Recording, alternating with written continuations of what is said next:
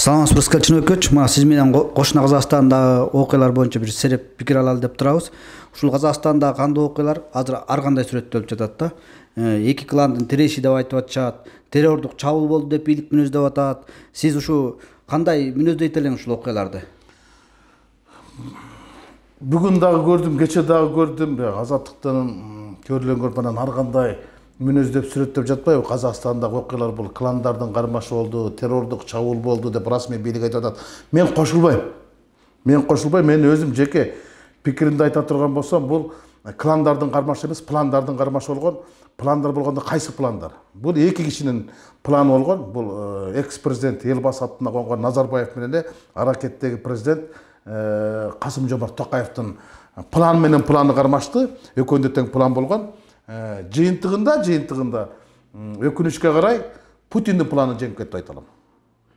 Неге мынтип айтам? Анткени расмий бийлик айтып атпайбы, бул террордук чабуул болду деп баягы ошон үчүн мен ОДКБны киргиздим дегенде кылып, бул ошону киргизген себебин ушу террордук чабуулга байлаштырып атат. Анан кландык кармаш болду деп атат, бирок карапайым эл менен бийликтин кармашы болду деп дагы айткандар бар. Бул эки эле кишинин планы болгон. Бул экс-президент Нурсултан Назарбаев менен аракеттеги президент Касым-Жомарт Токаевдин ортосундагы бийлик талаш, баягы кош бийлик да. Булар кош бийликтен бирөө бийлигин күчөтөйүн деген, анткени акыркы Санкт-Петербургдагы саммитте билим калган.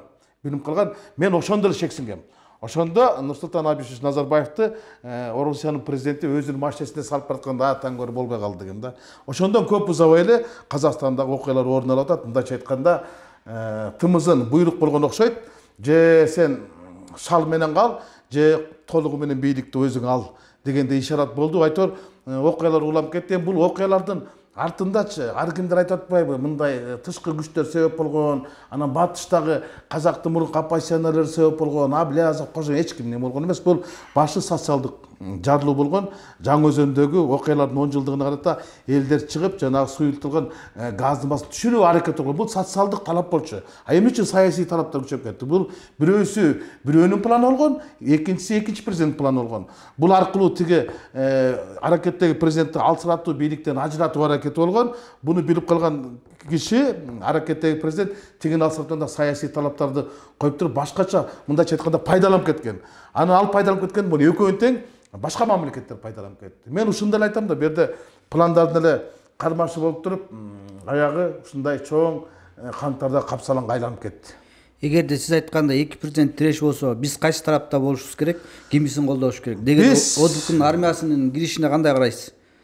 ОДКБнын армиясы киргизиш боюнча мен пикиримди буга чейин билдиргем, азыр дагы билдирем. Бул талаптын мүдөөсү болушу мүмкүн, бирок тарыхтын күнөөсү болот.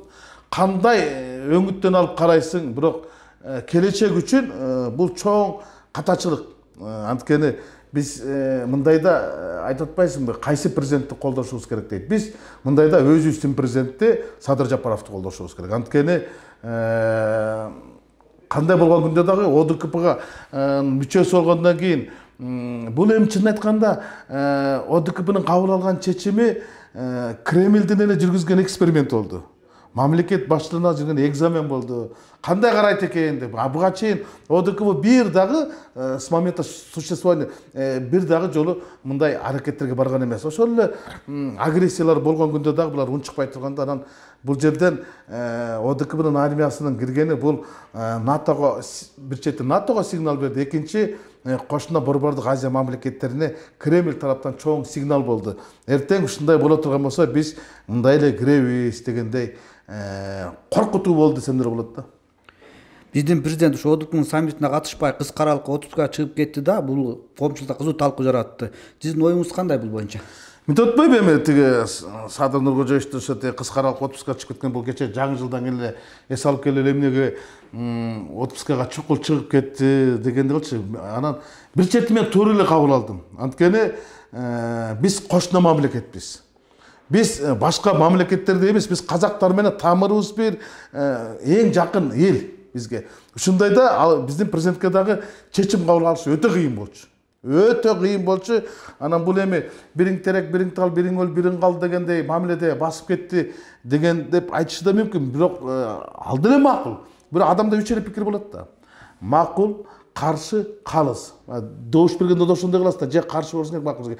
Бул жерден биринчиги президентке жакшылык кылам деп, экинчисинде жамандык кылып алам, экинчисинде жакшылык кылам деп, биринчисинде жамандык кылып алам деп туруп, анткени аякта кошпойдук да.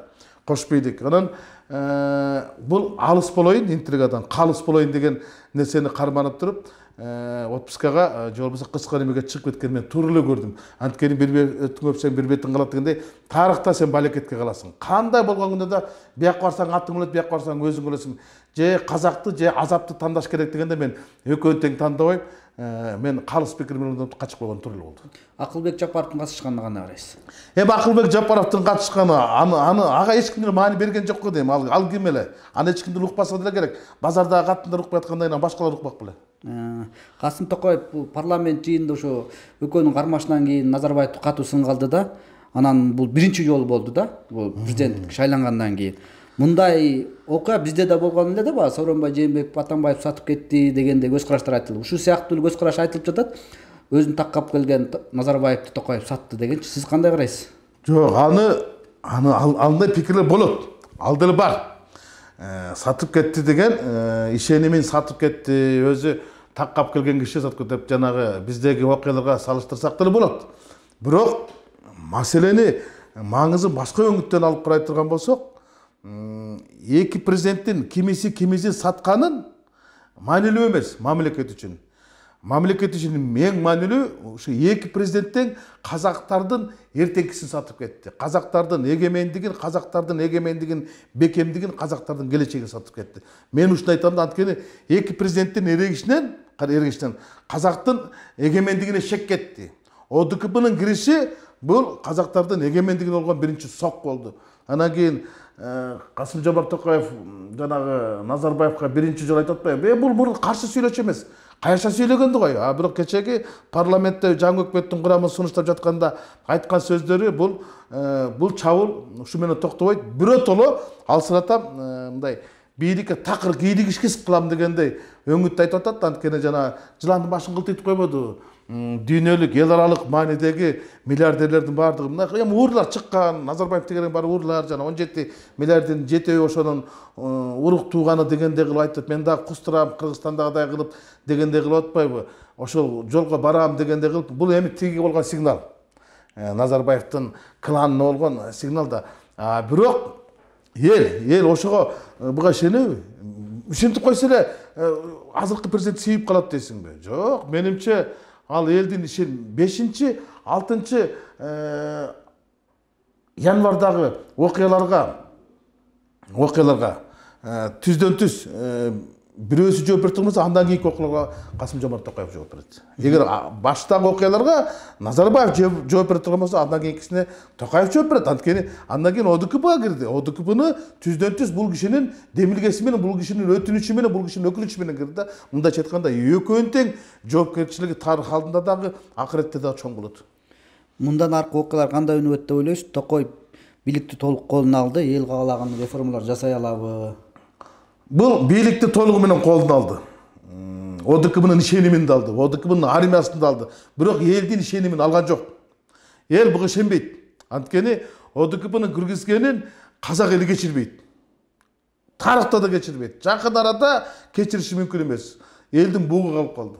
Азыркы күндө бизде айтылбайт да, канча адамдын наут болгону, канча адамдын дүйнө салды, канча деген экономикалык ушерп болду. Бул ал эми экономикалык ушерптердин ордун толтурса болот. Инвесторларды тартып, башка дагы бир нефтилердин запасы мененчи. Бирок адамдын жүрөгүндөгү такты, дартты эч качан толтура албайсың. Мындай өңүттөн алып караганда, бул кандай гана реформа жүргүзбөсүн, алтын аяктан суу ичирбесин, бунун реформаларына эл кабыл албайт. Анткени эми казактын элин кайта артка кайтарыш кыйын болуп калды. Ушунча жылдан бери Казакстанда мындай чоң толкундуу болгон эмес. 36 жылдан бери. Эң акыркы желтоқсан окуясы 86 жыл болгон да. Кызыгы желтоқсан окуясында 86 жолборс жылында болгон, бул дагы 36 жыл. Мындайча айтканда, жолборс жылында келген киши жолборс жылына кетип атат, 36 жыл башкарып, бул Назарбаевдин бийлигинин башталышы, бийлигинин араштыгы ушул жылга келип атпайбы? Мүчөл жылдаргачы.